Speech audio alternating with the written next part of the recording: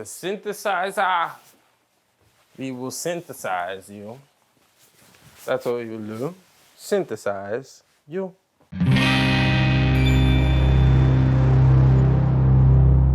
Hey there. Welcome to Soundwaves Unplugged, the show that explores the stories behind the sounds that shaped our world. Today we are diving into the wild, wired world of the synthesizer, the electronic beast that redefined music not once, but over and over and over again. From Wendy Carlos's groundbreaking Moog album, Switched on Bach, which turned classical heads in the late 60s, to Thriller. From Funkadelic to Deadmau5, synthesizers have driven everything from spacey prog rock to neon-drenched dance floors. And yeah, they used to be the size of refrigerators. So how did this sci-fi sound machine become a pop music staple? Let's find out. The synthesizer didn't show up all at once. It was the result of decades of experimentation, beginning in the early 20th century. One of the earliest ancestors was the telharmonium, invented in 1897 by Thaddeus Cahill. It was massive, like weighs 200 tons massive, and generated musical tones using rotating electromagnetic generators. People would listen to it over the telephone. It was more of a concept than a practical instrument. Then came the theremin. Invented by Leon Theremin in 1920, you didn't even touch it. You just waved your hands near the two antennas to control pitch and volume. It sounded spooky and became a staple in horror and sci-fi films. But it wasn't super practical for most musicians. In the 1930s, the Hammond organ used tone wheel technology to create synthetic sound. And by the 1940s, innovators were experimenting with early versions of electronic tone generation. But the real breakthrough came with Robert Moog in the early 1960s. Moog was an engineer and inventor who took inspiration from modular electronics. Circuits you could plug in and combine, and it applied to sound. His creation? The Moog modular synthesizer. The science behind Moog synths centered on voltage control.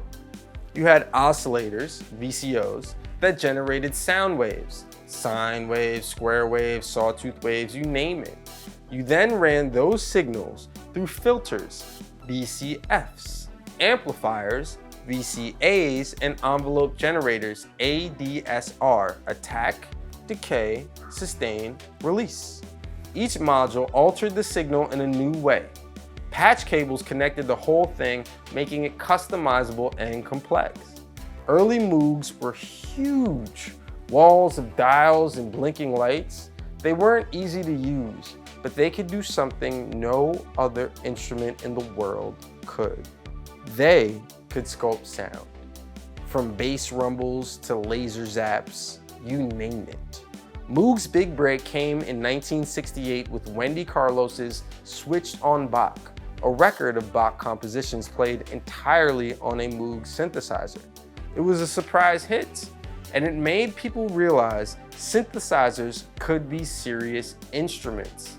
Not long after, ARP instruments, Buchla, and EMS entered the game with their own takes. The ARP 2600 and the Buchla modular had their own cult followings. Meanwhile, the EMS VCS-3 gave us the eerie sounds of Dark Side on the Moon. The synth arms race had officially begun. By the 1970s, synthesizers were getting smaller, more playable, and more affordable. Enter the Mini Moog, a portable, pre-patched version of the Moog that didn't need a spaceship control panel to operate. It became a favorite of keyboardists everywhere. Funk artists like George Clinton and Parliament Funkadelic used synths to build entire sci-fi landscapes. Clinton once described it as the mothership landing on the groove. Bernie Worrell, P-Funk's synth wizard, used the Mini Moog to create bass lines that sounded alien and funky at the same damn time. In pop, Stevie Wonder embraced synths early, working with Tanto, the original new timbre orchestra, a giant custom synth system built by Malcolm Cecile and Robert Margoulet. With it, he crafted albums like Music of My Mind and Inner Visions, decades ahead of their time. And of course, Michael Jackson's Thriller leaned heavily on the synths. Beat It, Billie Jean, they owe their punch to synth bass lines, textures, and pads largely programmed by synth guru Greg Philingani. Meanwhile, prog rockers like Emerson, Lake and Palmer, and Yes went full symphonic with stacks of synths, recreating orchestras and alien landscapes. By the 1980s, analog synths started making room for a new wave of instruments, digital synthesizers. The biggest game changer? The Yamaha DX7, released in 1983. It didn't just look different, it sounded different. Instead of using analog voltage to shape waveforms, it used FM synthesis, all right? That's frequency modulation, which allowed for metallic, percussive, bell-like sounds no one had ever heard before.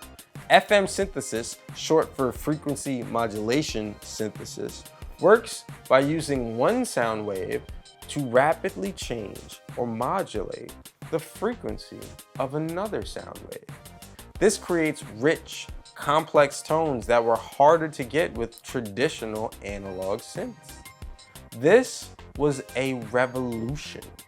Now, you've heard of the DX7, even if you think you haven't. It's all over Aha's Take On Me, the electric piano on Whitney Houston's Saving All My Love For You, and just about every power ballad from the Reagan era. It was the first digital synth to really hit the mainstream. And it was affordable, programmable, and weirdly reliable, which made it catnip for producers. And here's a wild story. In 1985, Prince was set to perform at an industry party and brought his custom Oberheim OB-8, one of his analog favorites.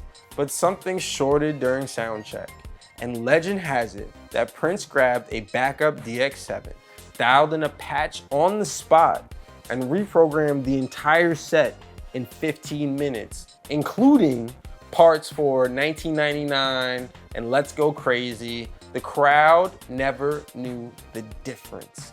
That's how deep the DX7's claws were in the 1980s. It was everywhere. Studios, stadiums, even churches. And at the same time, synths were getting bundled into workstations.